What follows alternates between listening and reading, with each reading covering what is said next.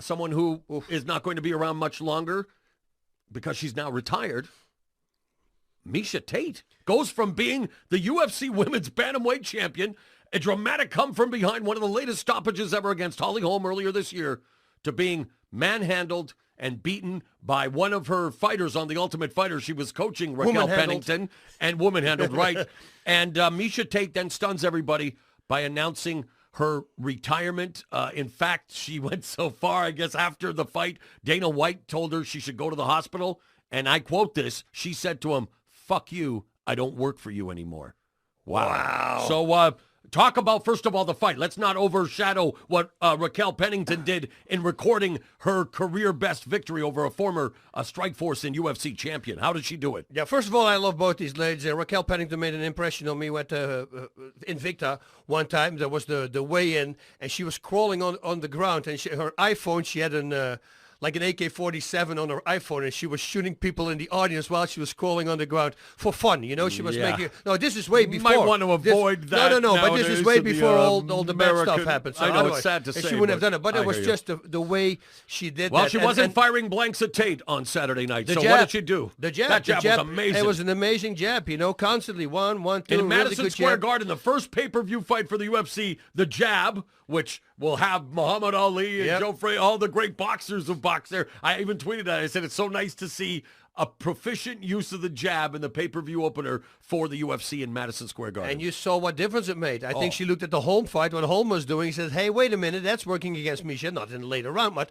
it was working, so let's do that as well. What about that guillotine Diego Sanchez escape, as we call it right now, right? 3 times in a row. And I go, why she was lifted off her feet. Yeah, but I go, why are you pushing her to the fence? You know, do the guillotine, but keep her in the middle. Don't push her to the fence so she can use the fence. What's the difference between a front choke and a guillotine, my friend? Just asking, seriously. Front choke you can do with 2 hands, and you keep the head in front of your chest. Catch wrestling, BJJ? Yeah, well, the head is right in front of the belly, and then you pull with 2 hands. You pull forward, but then the opponent can move to the side if they can. If you have him in full guard, then not. But otherwise, it's a pretty easy escape. So that's the difference. Sure.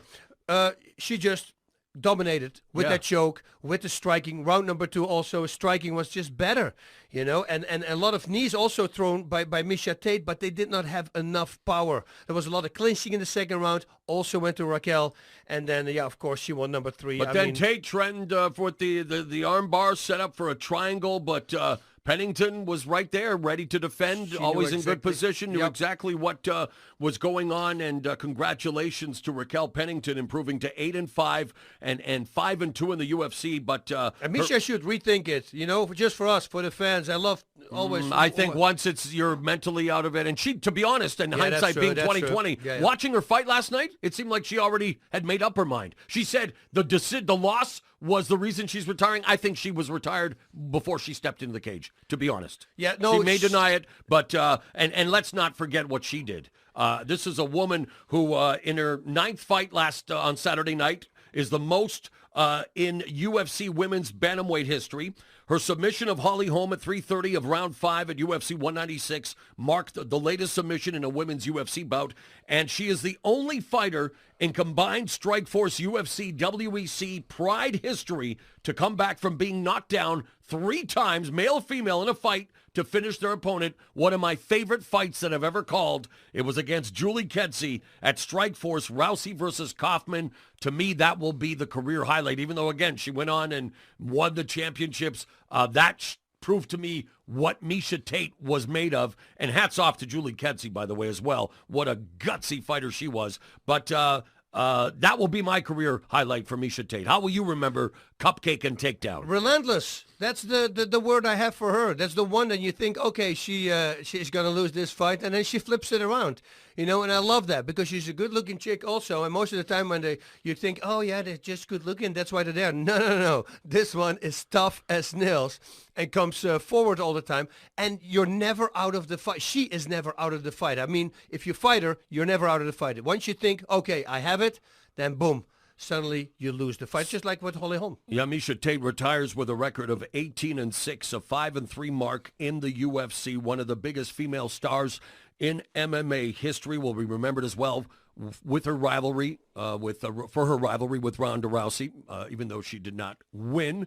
She was the first person to push Rousey. Remember Rousey, when I was in Strikeforce, she was finishing people like she was double parked. I mean, she was like, I got to get the hell out of here. And the armbar assassin almost did it. Now for Pennington, her 4-fight win streak ties her for the longest active streak in the division with Juliana Pena. Do we put those two together to pick who will be the next challenger for the winner of Amanda Nunes versus Ronda Rousey, which is coming up on December 30th in Las Vegas? Rousey appeared Friday, had the showdown with Nunes, got off the stage, didn't speak to anybody, looked the part, but again, will the real Ronda Rousey stand up on December 30th in Las Vegas, which Dana White says could break all the records, even though they did it this weekend? I think they won't because it's on a Friday. Dave Meltzer, Wrestling Observer, good friend of the show, says the same thing. They're actually doing this card because New Year's Eve is on Saturday.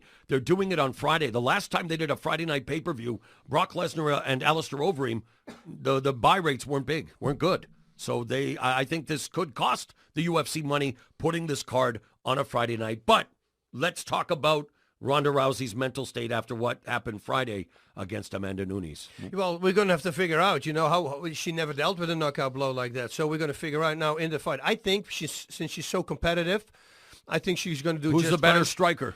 The better strike? Okay, well, technically, I think Rousey's the better, but in fighting, I think Nunes has it because she has explosive. She wrecked Miesha Tate. Yeah, but she actually brings the striking from her gym. She brings that American to the top cage, team which is now, a hard thing to do. where she's training. Yeah, Henry Hooft. And Rousey looks really good. There you go, another Dutch great coach that is teaching her. And Rousey, her striking is phenomenal. At close distance, if Nunes stands against the fence, I wouldn't be there with Rousey. Her power shots are phenomenal.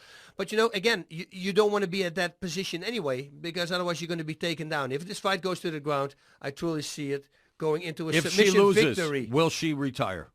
Will we ever see Ronda Rousey in the octagon again if she loses against Nunes? I don't know, but I think when she wins, I think she might retire. Oh. Yeah, that's what I think. Come back and erase that's interesting. Yeah, and then when she loses, she's going to have to, because she's focusing on movies and TV. That's what I believe. And, Is she going to do well in that realm? I have no clue. Where's the remake of What was it? Roadhouse. Wasn't that supposed You to actually be? watched it like 2 or 3 weeks ago when Nice. they ripped out the throat.